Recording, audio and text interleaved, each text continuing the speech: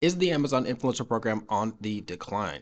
This seems like deja vu. I wasn't talking about this too long ago. There are constantly discussions about is the Amazon influencer program too saturated? So let's go ahead and update this for September of 2024. So instead of just talking about myself, let me go ahead and bring up some other creators. So here are some really interesting Amazon influencers. Creator side income, Can I, Andrea, I don't know her actual tag. It's kind of a mouthful. And then Mercedes Gomez. These are all creators I've been following for like about a year or something like that. And just because they talk about not just the Amazon influencer program, but how much money they're making from it and side hustles, other side hustles and things like that. So to answer, is Amazon influencer on the decline? There's two ways that you could look at this. You could look at it from Amazon's perspective, and then you could look at it from the creator's perspective. So I'm about to go ahead and look at those creators and myself. There's no question that more people are in the Amazon influencer program. Anywhere that you go, Facebook, the individual subreddits, you'll see, and if you just go on Amazon product pages yourself, you can see so many more creators, so many more videos in the video carousel slots, upper and lower. There's just more creators in there, so many more videos, so much more competition. So from Amazon's perspective, that's one perspective you can look at it. The influencer program has never been doing better because they have more creators, they have more videos on video carousels that there weren't any videos on before, which means that Amazon's actually paying out more money to creators because a lot of these products just didn't have any videos on the carousel at all. And so overall, they're paying out more. There was even an incentive earlier in this year to get more creators into the program. So the program is not going anywhere from Amazon's side. They're actually doubling down on this to get more people into the program and more people making videos. However, looking at it from that macro scale is kind of like looking at the economy and like, oh, how's the S&P 500 doing? Well, that doesn't really have that much to do with how the individual is feeling and how they're dealing with like inflation and stuff like that, because that's pretty detached from the average individual person. We look at the creator perspective. This person, Tyler, he's made over 2,000 Amazon influencer videos. And every single month, he talks about his earnings, and you can see this right here. If we were to use August as an example, just because September's not done right now, he made less money this August than he did last August with over double the videos. Like he has over 2,000 videos, and last year he was creeping up on 1,000. Can I don't remember exactly how many videos he has, but I know for sure he's making less money this year from the Amazon influencer program per month than he was last year. Andrea, same thing, except she over doubled her amount of videos. I remember that very specifically. Mercedes Gomez probably has the most extreme example, and this is the one I kind of want to talk about the most. She was doing extremely well with the Amazon influencer program in 2023, and around like July, August, that's when I really was watching that channel, and I was really got motivated to put a bunch of videos on the influencer program. She was making like $4,000 a month, and I thought that was absolutely insane. Now, this was when she had like 150, 200, something like that videos. I don't remember exactly, but she has over 1,000 now. It's about 1,100. And now she's making $1,000 a month. Actually, it's 1,100, something like that. So she's making about $1 per video. And she talked about this. This is like open. This isn't like me just like coming up with this. This is like in this video. If you want to watch it, I'll have links to these individual channels and videos in the description. And the reason that's insane is because going from 4,000 to 1,000, that's already bad. But you would think if you stayed stagnant, if you weren't making any content, that might be possible. If you were like 6, 7xing the amount of content that you had and you were going down by that amount, that just is insane. It just shows how much more competition there is. And then I've seen a slight decrease. It hasn't been anywhere close to a lot of these other creators, but I'm feeling it too. I'm not immune, but I am still recording videos for the Amazon influencer program. That's why I have all this recording equipment here. You know, I got this light, got tripod, mic, all that stuff like that. So I'm still just cranking out videos, and we're about to get into quarter four. I'm gonna talk about that in a little bit. But backing up just a bit, from the creator perspective, easily the Amazon influencer program is on the decline. And it's something that, from the way Amazon sees it, the pie is bigger and there are more creators eating from that pie. But from each creator's perspective, we're getting a smaller slice of that pie. If you look on the video carousels, there's like 20 slots now. And that seems like a good thing. And it is good because instead of not having any chance to get shown, you can get shown.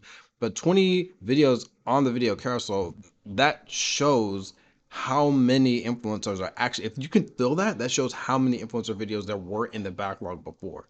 And we're sure that if the video has 20 influencer videos on it, that there's probably more that are still in the backlog that are not being shown.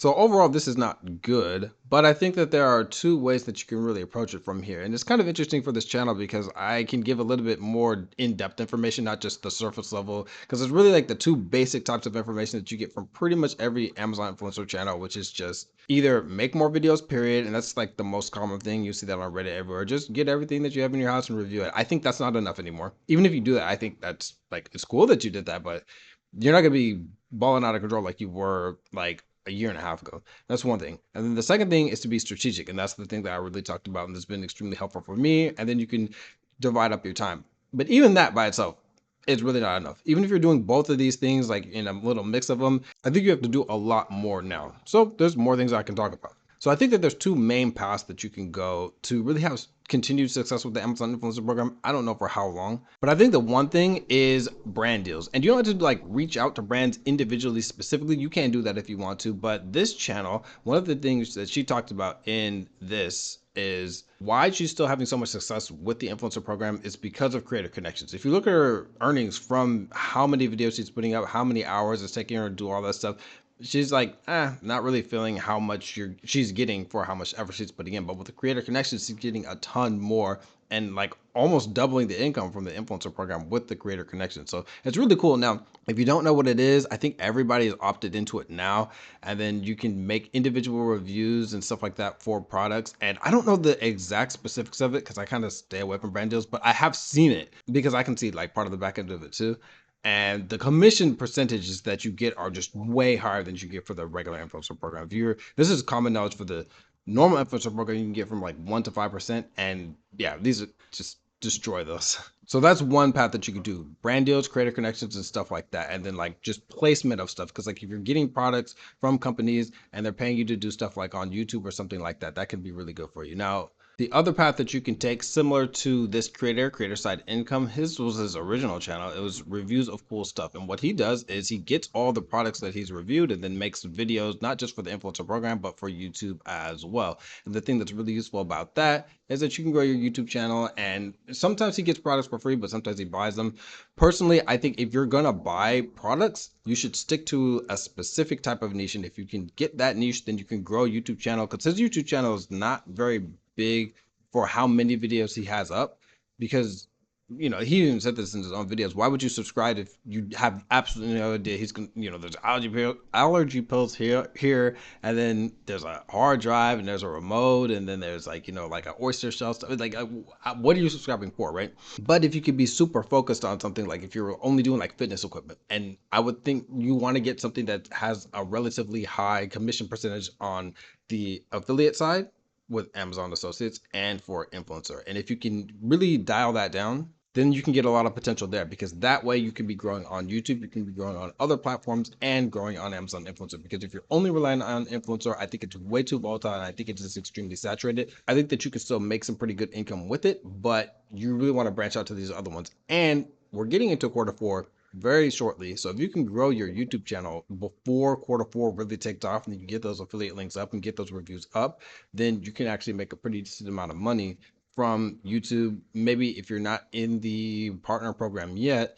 you can still get it from the affiliate links. And there's incentives on both the influencer side and the associate side. So to answer the original question, yeah, the Amazon influencer program very sadly is on a decline. However, there are still a lot of opportunities to be made, especially if you're into brand deals and if you really want to branch out. And we're getting into quarter 4, so really don't psych on the influencer program. I think if you're really going to make any decision of, if you want to stay or you want to leave or whatever the case is, then maybe wait till like after Q4 is done, because January, then we're going to like kind of see like a little bit more of a stabilization, because incomes are going to drop. And then for January, February, March, April, whatever you're dealing with there, you're going to be kind of stuck there for a while, most likely until the next Prime Day. So quarter 4 though, I think keep on grinding and really getting as much as you can with the influencer program. So what do you guys think about the influencer program? I know that Mercedes, she's actually stopped doing it as much, as she's going back to like a full-time job. I think it's insane, because she was one of the people that made me like really like grind and work super hard for the influencer program, but it's tanked for her significantly. Anyway, this has been Omari from CashWhileYouSleep.com, and I'll see you in the next video.